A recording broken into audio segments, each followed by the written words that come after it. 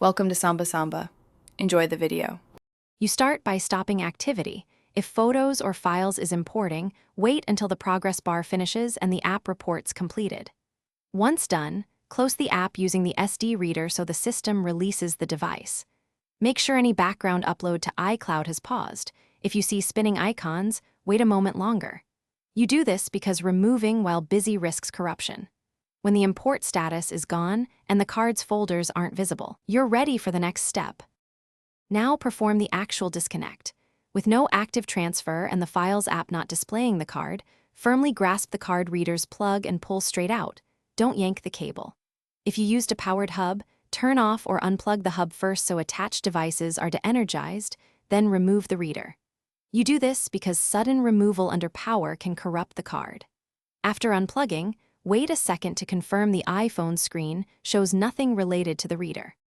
To finish, inspect your photos or files on the iPhone to confirm the expected items copied successfully. If doubts remain, reinsert the reader to verify, then eject again properly. If the iPhone still shows the reader or won't let you remove it, force quit the Files or Photos app and, if necessary, restart the phone to clear the connection. As a troubleshooting tip, if the card repeatedly fails, try a different adapter or reader and test the SD. Thanks for watching. Consider subscribing if we helped you.